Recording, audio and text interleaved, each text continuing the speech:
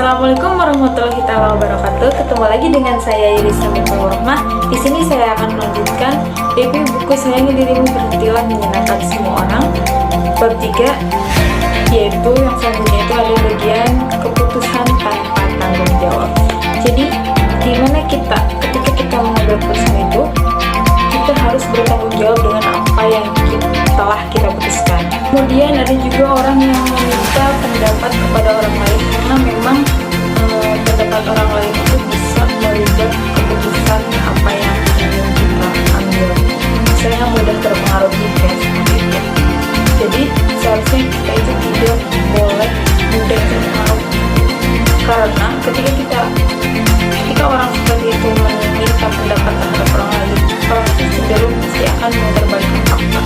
Misalnya ketika kita mengambil keputusan itu dan menyesuaikan atau meneliti apa pendapat orang yang diminta pendapat itu, ketika tidak sesuai pasti akan misalnya aku kayak gini nurutin apa pendapat kamu, udah kayak gitu.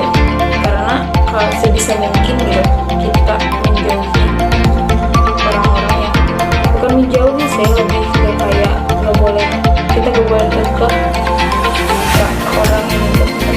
Kita harus kasih pendapat A atau B. Kita ya memberikan arah ataupun apa, tapi untuk mengambil keputusannya itu kita harus tetap kembalikan kepada orang yang meminta pendapat tersebut. Lalu yang selanjutnya ada aku memang seperti ini.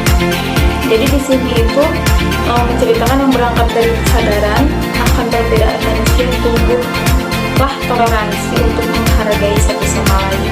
Jadi dalam bagian itu menceritakan seseorang yang mungkin memang bukan dituntut kayak harus menerima keadaannya gitu, tanpa dia itu tidak saling menerima kekurangan satu sama lain seperti itu.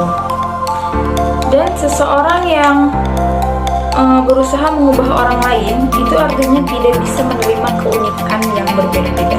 Misalkan dalam hubungan pasangan, tentunya kita itu harus saling bisa menerima satu sama lain dari perbedaan-perbedaan yang dimilikinya. Namun tidak semua orang mampu mencari jalan tengah dalam hal tersebut. Jadi usaha untuk merubah diri demi jalan tengah menuju tujuan yang sama itu akan mustahil berhasil jika memang tetap bilang atau mulai ngomong orangnya seperti ini. Jadi dia tetap berhubung dengan dirinya sendiri tanpa dia sadar apa yang dia lakukan mungkin tidak bisa menghargai atau mengerti terhadap pasangannya seperti orang-orang sekitarnya. Kemudian yang selanjutnya itu ada bagian tentang di belakang kita bukan latar belakang orang lain. Jadi ini itu saat rasa memiliki begitu besar, ketika kita seakan-akan berhak menguasai seseorang, ketika orang itu memang bisa disebut adalah pasangan kita. Jadi kita itu berhak memiliki secara utuh dirinya sendiri gitu, diri pasangan kita.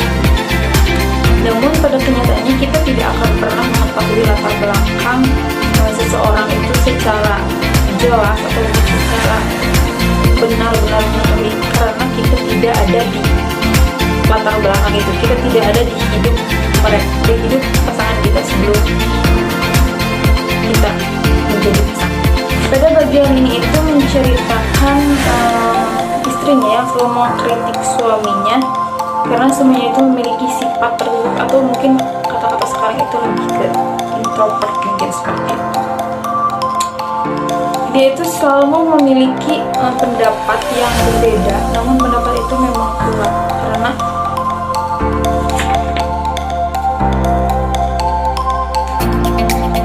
padahal dengan kesadaran untuk saling menghargailah yang dapat menjadi pintu menuju lorong masa depan yang sama. Jadi mereka itu memiliki tujuan yang sama, namun mereka juga memiliki prinsip-prinsip yang memang kayak kuat aja di dalam diri dia. Menurut dia suami itu harus seperti ini, menurut suami istri itu harus seperti ini. Namun pada kenyataannya kita harus bisa menerjemahkan, menyatukan kedua perbedaan tersebut dengan untuk menuju ke lorong tujuan yang sama seperti itu. Oke, mungkin itu guys beberapa bagian dari bab 3 dan masih ada beberapa bagian lagi dari bab 3 ini. Jadi